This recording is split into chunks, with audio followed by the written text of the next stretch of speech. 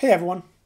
As you are probably aware, Americans and others worldwide are currently protesting for the lives and rights of black citizens. The protests were spurred by the murder of George Floyd, an unarmed black man suspected of handing over a counterfeit $20 bill in a shop. A police officer pinned him down and knelt on his neck for almost 9 minutes, leading to Floyd's death. This is the latest in a long and tragic series of unjust killings of black people by police, which itself is part of a greater context of racism throughout Western culture. Black people are disproportionately targeted by law enforcement in Western countries, consistently denied opportunities and chances given to white people, and subject to discrimination both minor and major throughout their lives. Justice and respect are long overdue. Everyone, everywhere, deserves rights and a fair chance in life.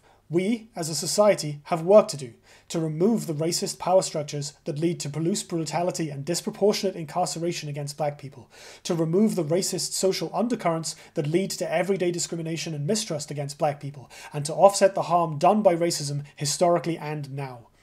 It's important that we not only remove these restrictions, but provide support and space for black folks to catch up, to gather the same resources, opportunities and respect that white people in the West enjoy every day. Growing up as a white person in a predominantly white area, I spent most of my life with no idea of any of this. It's easy to assume that racism is a solved problem because you don't see it happening around you. In this mindset, the problems I've described so far can seem exaggerated or unbelievable, or even like a conspiracy theory. It's so easy to miss what's going on under our very noses, the cruel reality of life for black people of all ages and backgrounds. To anyone listening who may feel this way, we need to be open to new information, regardless of how shocking or uncomfortable it may be. We need to listen to and respect the lived experiences of black people and act to offset the harm our society has caused for generations. So, what can we do to help? Number one, listen. Many black people are speaking out about their experiences and needs, and have been for a long time. Their voices often go unheard. Some quick researching can uncover a wealth of information, and since the protest started, there's been a concerted effort to share it and make it visible. I've put some links in the description, and I'd encourage you to check them out. Number two, donate if you can. If you have the funds, there are many organisations working to offset the harm done to black people, both directly and indirectly.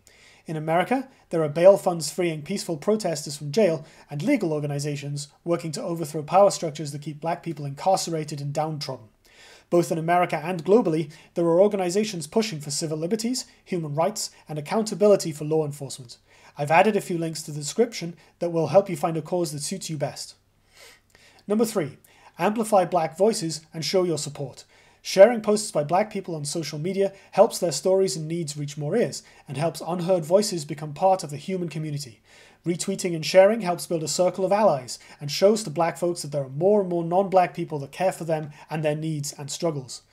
Don't feel like you need to have anything to add yourself. Expressing solidarity and sympathy is valuable, but the most important element is to increase the reach of black people directly. In the description, I've provided links to some people and posts to help me personally learn.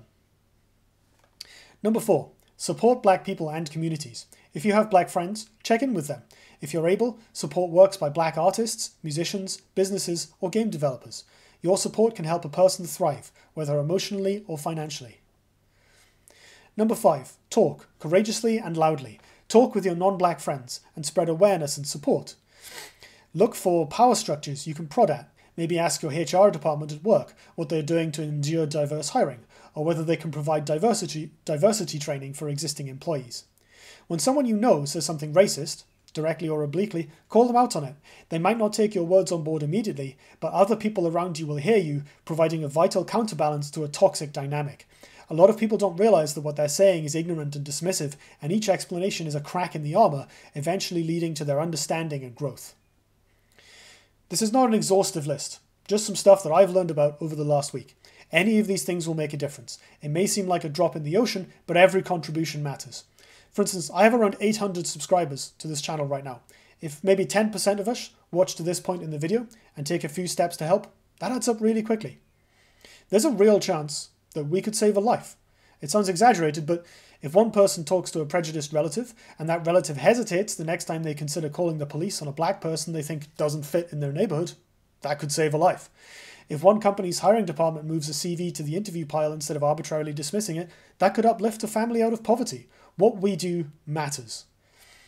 Thank you so much for listening. Have a look through the links in the description, and please do what you can. We need your help. Thank you.